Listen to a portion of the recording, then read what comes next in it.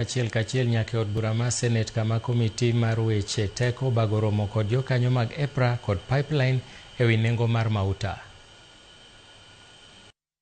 Letter to KEBS by the Ministry of Trade on the 26th. The cargo arrived on the 27th. You automatically assume that it was waived. Then on the 28th is when you got a letter from the Minister of Trade waiving. Don't you think that is suspect? 26 is when PS Liban wrote a letter. That letter is in your file. 27, the waiver was granted, even though the fuel was substandard. 28th is when the Cabinet Secretary, Lee Kinyanjui, wrote a letter. Have you seen that letter?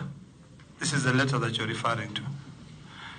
So how do you waive something in future when it is happening today? Does that make any logical sense? Let's listen to his answer. Good. I think it is very clear now, yeah? Yeah, Honorable Olekina. No, just say chair. You don't Chair. address a member directly. Okay, Chair. Yes. I followed the chronology. The vessel docked on 27th, but it didn't discharge. We rejected until we received the letter. We didn't discharge. But that's not what you said in your letter. We didn't discharge. That's not what you said here.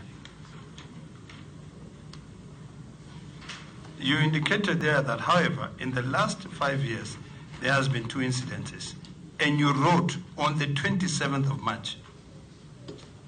26 is when Liban, the former PS, wrote a letter. So it's like something he had already foreseen that this is going to happen, or someone lobbied that there'll be a vessel coming, because there's no way a vessel can land on the 27th with a request from the 26th. And then, here you say this was covered. This was covered.